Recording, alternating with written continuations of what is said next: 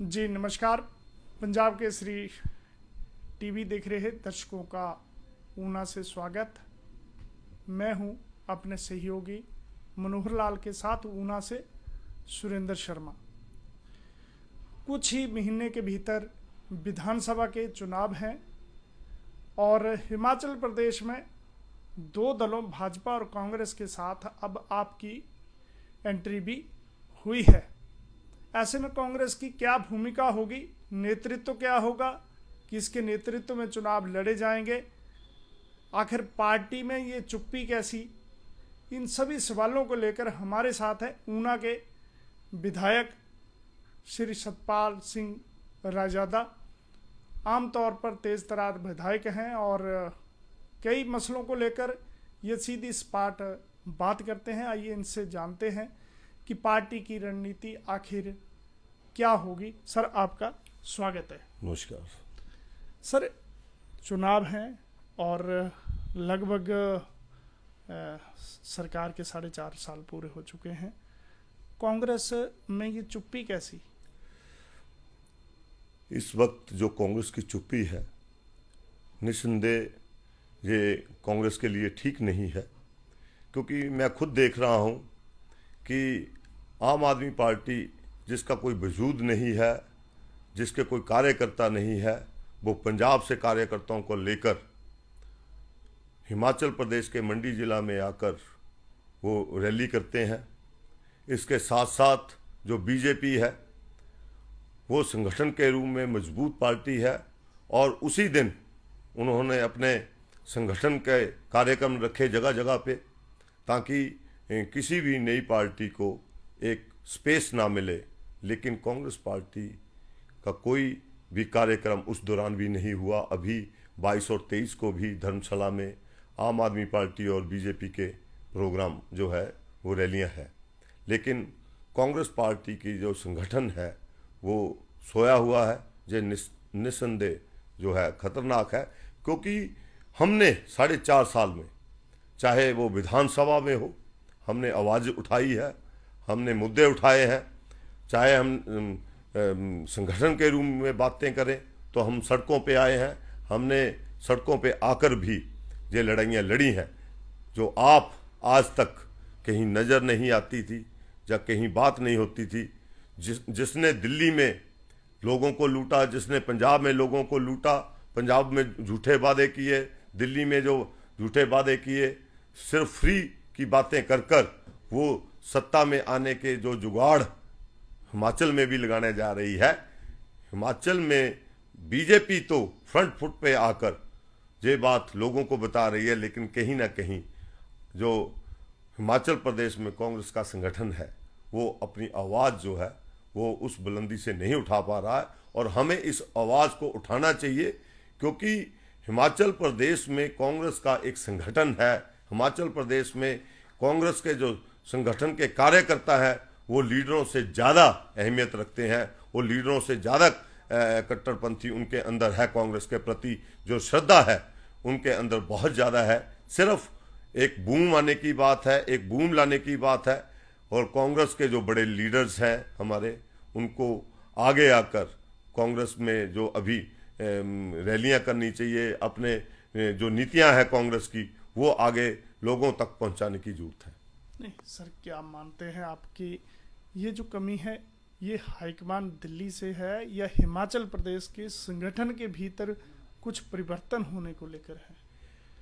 जो इस वक्त परिवर्तन को लेकर बातें चल रही थी और अभी तक उसके ऊपर डिसीजन जो नहीं हुआ है कि परिवर्तन में संगठन में जो परिवर्तन होना है वो हो रहा है या नहीं हो रहा है। अगर नहीं होना है तो भी दिल्ली हाईकमान को एकदम से मना कर देना चाहिए कि परिवर्तन नहीं करना है, हमने इसी संगठन से चुनाव लड़ना है।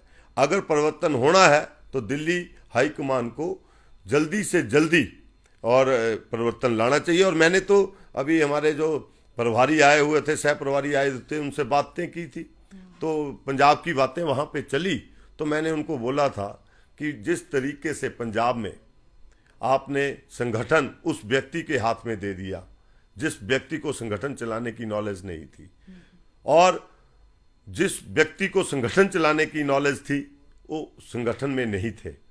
तो कम से कम पार्टी हाईकमान को ये जरूर देखना चाहिए कि अगर कोई हॉकी का प्लेयर है उसके हाथ में आप क्रिकेट का बैट थमा देंगे तो वो रन नहीं बटोर पाएगा। अगर कोई क्रिकेट का खिलाड़ी है उसके हाथ में हॉकी थमा देगा तो वो कैसे गोल कर पाएंगे।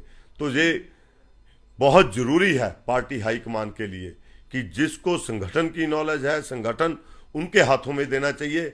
जो व्यक्ति अच्छा प्रवक्ता हो सकता है, बोल सकता है, उनको दूसरी जिम्मेवारियां देनी चाहिए, क्योंकि संगठन और संगठन को किस दायरे में काम करना है, किस व्यक्ति को कौन कौन से जो जिम्मेवारियां हैं वो देनी है, ये पार्टी हाईकमान तय करती है। और अभी तक हिमाचल प्रदेश में हम मेरे हिसाब से हम पिछड़ रहे हैं। इसलिए पिछड़ रहे हैं क्योंकि कहीं ना कहीं जो देरी जो है दिल्ली से हो रही है संगठन के मामले में, जो फेरबदल होना था या किन किन नेताओं को कौन कौन सी जिम्मेवारियां देनी है, ये पार्टी हाईकमान ने तय करना है।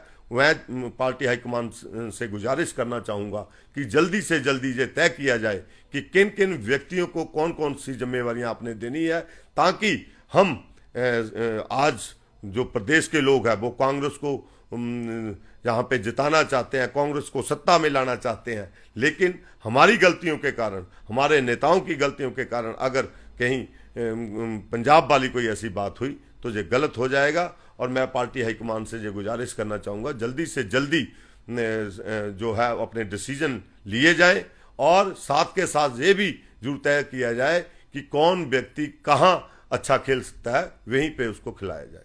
यानी ये एक ऐसा दौर है जब निर्णय लेने की स्थिति है। जैसे आपने कहा कि पंजाब में एक ऐसे व्यक्ति को कांग्रेस का अध्यक्ष बना दिया गया जिसको कोई तजुर्बा नहीं था। तो क्या आपको लगता है कि हिमाचल में अध्यक्ष की भूमिका भी थोड़ी किसी और को मिलनी चाहिए? ये तो पार्टी हाईकमान तय करेगी कि किसको कौन सी जिम्मेवारी देनी है, क्योंकि जो काम जिसका है वो उन्हीं ने करना है, चाहे उसमें वो निर्णय गलत होता है या ठीक होता है, ये समय के ऊपर दायरा तय होता है। लेकिन हमारा काम क्या है? हमारा काम है पार्टी हाईकमान के आगे सही स्थिति को लेकर रहना। और हम यही मैं द्वारा बार बार बोलना चाहूँगा कि जो व्यक्ति जहाँ अच्छा खेल सकता है, जो जिस व्यक्ति को जिस फील्ड की ज़्यादा नॉलेज है, उस व्यक्ति को उसी जगह लगाया जाए, और जिस व्यक्ति को दूसरी फील्ड की नॉलेज है उसको वहाँ लगाया जाए, क्योंकि ये तो पार्टी की जिम्मेवारियाँ हैं।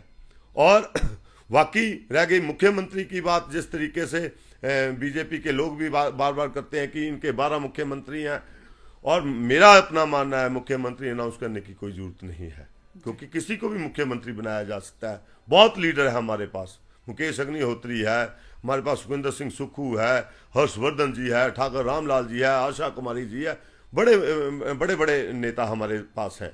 लेकिन अभी जरूरत है संगठन को एकजुट इकट्ठा लेकर चलने की। तो एक इकट्ठा लेकर चलना है तो सभी जो बड़े लीडर्स हैं उनको सभी को जिम्मेवारियां बांटी जाए और उनको साफ निर्देश दिए जाए कि वो एक होकर इकट्ठे होकर चलेंगे। जिस तरीके से हम पिछले 4 चुनाव हमने लड़े हैं, वो इकट्ठे होकर हमने 4 चुनाव लड़े थे और चारों में हमने जीत हासिल की थी और बीजेपी को पछाड़ा था वहाँ पे। उसी तरीके से हमें इस चुनाव में भी उतरने की जरूरत है। और निश्चित तौर पे जो प्रदेश की जनता है वो कांग्रेस के साथ है, क्योंकि जब हम फील्ड में जाते हैं तो हम देखते हैं कि वो हमसे बार बार ये पूछते हैं कि कांग्रेस जो है, कांग्रेस के नेतागण जो है वो इतने अग्रेसिव होकर बाहर क्यों नहीं निकल रहे हैं। जिस तरीके से आज बीजेपी या आम आदमी के जो बाहर से लीडर आकर बातें बड़ी बड़ी बातें कर रहे हैं, और कांग्रेस के लीडर कहाँ सोए हुए हैं, तो क्या कर रहे हैं वो, तो वो हमसे क्वेश्चन पूछते हैं। तो हम उनको यही जवाब देते हैं, वक्त आएगा जल्दी ही जो कांग्रेस हाईकमान है वो लीडर तय करेगी और हर व्यक्ति को अलग अलग जिम्मेवारियां जो है दी जाएंगी, और जिस तरीके से पार्टी हाईकमान तय करेगी हम उस तरीके से लड़ाई लड़ेंगे। आप मानते हैं कि इस समय सामूहिक नेतृत्व हो और आक्रामक जो है वो लड़ाई सरकार के खिलाफ बिल्कुल सामूहिक नेतृत्व में आक्रामक होकर बीजेपी की नीतियों के खिलाफ लड़ाई लड़ने की जरूरत है। आज महंगाई चरम सीमा पर है, आज बेरोजगारी हिमाचल प्रदेश में चरम सीमा पर है।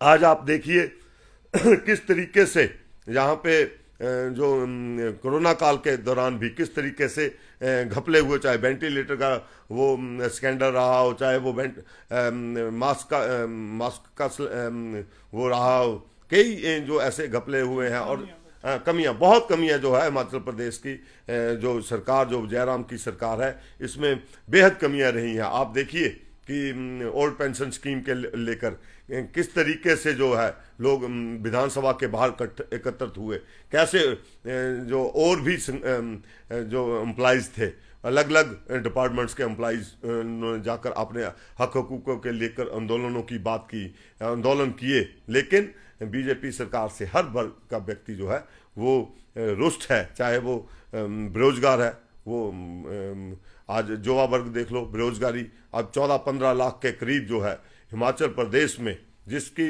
तकरीबन 1 करोड़ की आबादी है टोटल, वो वहाँ पे 14-15 लाख जो है बेरोजगार ही बैठे हुए हैं लड़के। तो उनको रोजगार देने की बात है।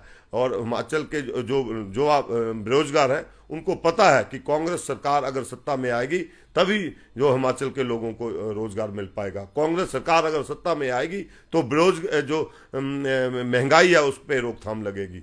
उनको पता है कि अगर कांग्रेस सरकार सत्ता में आएगी तो जो है ओल्ड पेंशन स्कीम जो है उसको लागू करेगी हिमाचल प्रदेश में, क्योंकि राजस्थान में और छत्तीसगढ़ में जिस तरीके से कांग्रेस की सरकारों ने इसको ओल्ड पेंशन स्कीम को लागू किया है, तो हिमाचल में अगर कांग्रेस की सरकार आती है तो उसको भी ओल्ड पेंशन स्कीम को भी लागू किया जाएगा। बहुत सारी ऐसी जो कमियां हैं वो बीजेपी की सरकार के अंदर रही हैं। इस वक्त सिर्फ संगठन हमारे पास है, हमारे पास कार्यकर्ता हैं, हमारे पास जो लड़ाई लड़ने के लिए आमादा खड़े हैं, लेकिन सिर्फ इस वक्त जो कमी आ रही है, लीडरशिप की कमी आ रही है हिमाचल प्रदेश के अंदर, क्योंकि अभी जिम्मेवारियां जो है वो केंद्र सरकार ने तय करनी है कि कौन कौन सा व्यक्ति कहां कहां किस किस जिम्मेवारी के तहत लड़ाई लड़ेगा और किसको कौन कौन सी जिम्मेवारियां मिलनी है। सिर्फ उसी कमी के कारण अभी जो है हम सही तरीके से बाहर निकलकर बात नहीं कर पा रहे। नहीं रजादा जी, काफ़ी लीडर जो है वो लगातार दिल्ली हाईकमान के पास जा रहे हैं। कांग्रेस की अध्यक्षा है श्रीमती सोनिया गांधी है, राहुल गांधी जो है वो जिम्मेवारी पर रहे हैं, लगातार लोग जा रहे हैं। आखिर फैसला हो क्यों नहीं रहा? मैं फैसले की बात सिर्फ इतनी बोलना चाहूँगा, क्योंकि लीडर्स अगर दिल्ली में जा रहे हैं तो कहीं ना कहीं इन लीडर्स के अंदर ये एक बात होगी कि ये तय करना मुश्किल होगा कि अभी संगठन की जिम्मेवारी कौन संभालेगा। अभी जो सीएलपी जो मुकेश अग्निहोत्री हैं, तो क्या वो सीएलपी वहीं के वहीं रहेंगे या उनको कोई नई जिम्मेवारी मिलेगी? अगर जो संगठन जो अभी चला रहे हैं क्या उनको रिप्लेस किया जाएगा, उनकी जगह कोई और व्यक्ति लाया जाएगा और किस व्यक्ति को लाया जाएगा? और कहीं ना कहीं कुछ और बातें हैं कि अपर हिमाचल के यानी समीकरण बना अभी जो हमारा टाइम जो स्पेंड हो रहा है वो इस बात पे ज़्यादा हो रहा है कि कहीं कोई पंजाब जैसी कोई गलती ना हो पाए और सही व्यक्ति को सही जगह पे नेतृत्व देकर सही जगह पे उसको काम देकर उस तरीके से उनसे काम लिया जा। क्या आपको लगता है कि वीरभद्र सिंह की धर्मपत्नी सांसद बनी है प्रतिभा सिंह, उनको भी कोई बड़ी जिम्मेदारी दी जा सकती है? देखो, ये मैं यही बोलना चाहूँगा कि दिल्ली हाईकमान जो है वो सभी बातों को लेकर तय कर रहा है कि किस व्यक्ति को कौन कौन सी जिम्मेवारी देनी है। अब उसमें प्रतिभा जी भी बड़ी लीडर है, मुकेश अग्निहोत्री बड़े लीडर है, सुखविंदर सिंह सुक्खू जो है वो एनएसआई के स्टेट के प्रधान रहे हैं, वो यूथ कांग्रेस के स्टेट के प्रधान रहे हैं लंबे समय तक। वो तकरीबन 6-7 साल जो है वो कांग्रेस के अध्यक्ष रहे हैं और उनको संगठन चलाने का बहुत बड़ा तजुर्बा रहा सुखविंदर सिंह सुक्खू जी को। और अभी शायद इन्हीं बातों पे जे तय होना मंथन जो है वही हो रहा है कि किस व्यक्ति को कौन सी जिम्मेवारी दी जाए।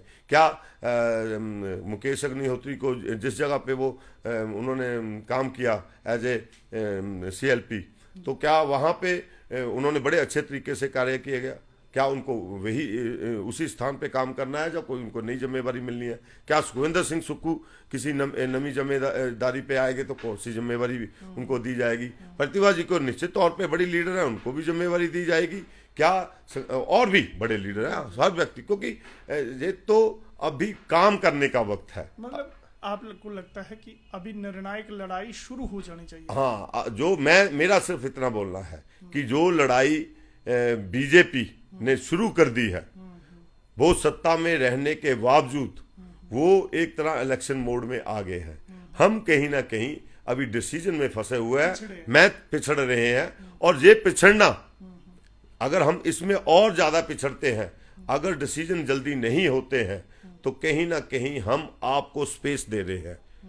क्योंकि अगर हम चुप बैठेंगे तो कहीं ना कहीं जो हमारे वर्कर्स जो है, जो हमारे कार्यकर्ता जो है, वो कहीं ना कहीं दूसरी तरफ डाइवर्ट हो, बिल्कुल वो कहीं और निराश होने के बाद कहीं और जाने की सोच सकते हैं। इसलिए मेरी पार्टी हाईकमान से ये गुजारिश रहेगी, जल्दी से जल्दी सभी लीडर्स की जो जिम्मेवारियां हैं वो तय की जाए कि किन किन लीडर्स को कौन कौन सी जिम्मेवारी देनी है, क्योंकि ये तो पार्टी हाईकमान का काम है। और इसके साथ साथ सही तरीके से जो व्यक्ति जहां खेलने में माहिर है, जिस फील्ड में वो ज़्यादा माहिर है, उसको वही फील्ड दी जाए तो मेरे हिसाब से वो ज़्यादा बेटर रहेगा। तो क्या लगता है आपको कि आम आदमी पार्टी पहाड़ चढ़ पाएगी अभी? देखो, मेरा ये मानना है आम आदमी पार्टी के मामले में अभी तक आम आदमी पार्टी के पास कार्यकर्ता बिल्कुल नहीं है। अभी जो उनके पास लोग गए हैं वो कहीं ना कहीं टिकट की चाह में गए हैं कि उनको टिकट मिलेगी हो जाए। और मैं एक बात और बड़ी मैंने जो देखी है कि जो व्यक्ति गए भी हैं टिकट की चाहत में, उनके साथ कार्यकर्ता नहीं गए। कितने कार्यकर्ता गए? मेरे जहाँ से भी एक दो जो लीडर बनते थे या टिकटार्थी थे वो गए, लेकिन उनके साथ कार्यकर्ता कितने गए? उना के कोई कार्यकर्ता नहीं गया। वो सिंगल एंट्रीज यानी अभी उनके पास कुछ नहीं है। और मेरा तो अभी मानना ये है कि अभी उनको बहुत काम करने की जरूरत है। जो पहाड़ियां ऐसे नहीं तय की जाती हैं। अगर आप प्लेन में चलना हो तो बहुत आसान है, लेकिन जब आपको पहाड़ चढ़ना है तो वो बड़े मुश्किल है, हाँफ जाते हैं। अभी तो इन्होंने स्टार्ट किया है, अभी इनको चलने में कछुए की चाल चलेंगे तब जाकर ये पहाड़ी चढ़ेंगे। अगर जल्दी जल्दी में हायतोवा मचाएंगे तो ये जैसे इंडिपेंडेंट भी हमारे यहाँ करते थे, 1000, 1500, 2000 वो भी वोट लेके जाते थे, खड़े थे पीछे इंडिपेंडेंट, मेरे खिलाफ भी थे, तो 1500, 1700, 2000 वोट लेके गए थे। तो वही हालात आम आदमी पार्टी के होंगे। तो 4.5 साल हो चुके हैं, आप भी चुनाव में दोबारा फिर से जाएंगे, क्या आप किन उपलब्धियों को लेकर जाएंगे, क्या बात रखेंगे आप? देखो, मेरा ये मैं ऊना की बात कर रहा हूँ, ऊना विधानसभा के क्षेत्र। मैं ऊना विधानसभा की बात करना चाहूँगा। ऊना विधानसभा क्षेत्र के लोगों ने फर्स्ट बार मेरे को पहली दफ़ा मेरे को विधायक बनाया, और विधायक बनने के बाद जो विधायक निधि के तहत मैं कार्य कर सकता था मैंने कार्य किए। और मेरी जो विधायक निधि मुझे आती है, जितनी भी विधायक निधि आई है उसका एक पैसा जो है वो अभी तक नहीं बचा है। तो हम तो इंतजार करते हैं कि दोबारा विधायक निधि आए तो हम दोबारा उसको यूटिलाइज करिए। लेकिन इसके साथ साथ और भी जो निवार्ड के तहत कार्य होते हैं, हमने वो भी कार्य अपने विधायक निधि के तहत डाले, और उन कार्यों में अगर हमने 100 काम डाले हैं तो 25 काम वो भी हुए हैं। लेकिन कहीं ना कहीं आप ऑपोजिशन में अगर विधायक हैं तो आपके साथ जो पार्शलिटी होती है वो हमेशा रही है। मैं ये नहीं कहना चाहूँगा कि बीजेपी ने हमारे साथ की, हम कई बार मुख्यमंत्री के सामने ये आवाज़ भी उठाते रहे हैं, तो उनका यही जवाब होता है, जब हम ऑपोजिशन में होते हैं तो हमारे साथ भी ऐसा होता है। तो ये एक रवायतें बन गई है कि जिसके कार्य होते हैं, ये तो हम तो पहली दफ़ा विधायक बने, हमें तो नहीं पता था। हमने ये देखा, हमें बहुत बुरा महसूस हुआ उस वक्त जब जो कार्य निवार्ड के तहत हमने डाले, हमने उन कार्यों को आगे तक लेके गए। अगर उनका पैसा सैंक्शन होके आया तो उनके जो रिबन भी काटेंगे वो बीजेपी के उन लोगों द्वारा लिए गए जो लोग हमारे खिलाफ खड़े थे, और आज जो लोगों ने जिनको बाहर का रास्ता दिखाया। लेकिन कोई बात नहीं है। फिर हम ये तो कर नहीं सकते कि हम कामों को करना बंद कर दें, क्योंकि अगर हम उन कामों को करना बंद कर देंगे तो हम लोगों के साथ धोखा कर रहे हैं। तो हमें इस चक्कर को छोड़कर कि कौन उसका शिलान्यास कर रहा है, कौन नारियल फोड़ रहा है, हमें उससे कोई लेना देना नहीं रहा है। हमने अपने कामों को करने की कोशिश की है और हमने कार्य किए हैं। और इसके साथ साथ हमारा जो काम है एज ए हम जो ओपोजिशन में है, हम ओपोजिशन के विधायक हैं, तो हमारा काम है अगर सरकार कोई कार्य गलत करती है उसके खिलाफ आवाज़ उठाना। अगर कोई किसी के साथ कोई धक्काशाही होती है तो उस के खिलाफ हमने करना। और हमने एज ए ओपोजिशन के विधायक के रूप में एक अच्छा कार्य किया, जो मेरा अपना मानना है। बाकी जब जनता के बीच में जाएगी तो जनता आईना खुद दिखा देगी कि हम कहाँ खड़े हैं, कहाँ नहीं खड़े हैं। हम अपने प्रेज अपने आप करें तो वो गलत है। आने वाले दिनों में जो भी जनता जो भी फैसला करेगी वो हमें कबूल होगा। और निश्चित तौर पर आज बीजेपी की सरकार से लोग खफा है। जिस तरीके से महंगाई हुई है, जिस तरीके से बेरोजगारी बढ़ी है, जिस तरीके से इनकी कार्यप्रणाली रही है, जिस तरीके से खनन माफिया हावी रहा है जहाँ पे, जिस तरीके से ड्रग माफिया हावी रहा है जहाँ पे, जिस तरीके से शराब माफिया हावी रहा है, जिस तरीके से प्रशासन की बहुत बढ़िया कमजोरियाँ रही हैं। आप एक जहाँ पे किसी ने हेलमेट नहीं पहना है, किसी ने मास्क नहीं पहना है तो उसके तो चलान हो जाते हैं, लेकिन हजारों गाड़ियां जो है जिसमें रेत भटकर जाता था खनन का, वो गाड़ियां इन प्रशासन को नहीं दिखती थी। ये जो धक्केशाही जो जिस तरीके से बीजेपी की सरकार में हुई है, लोग इनसे त्रस्त हैं और निश्चित तौर पे जो है कांग्रेस की सरकार बनना तय है। धन्यवाद। तो ये थे ऊना सदर कांग्रेस के विधायक सतपाल सिंह रायजादा। पार्टी और सरकार दोनों को लेकर इन्होंने बेबाकी से बात रखी है। देखना होगा कि आने वाले दिनों में कांग्रेस किस प्रकार के फैसले लेती हैं। बहरहाल पंजाब केसरी टीवी के लिए अपने सहयोगी मनोहर लाल के साथ मैं सुरेंद्र शर्मा।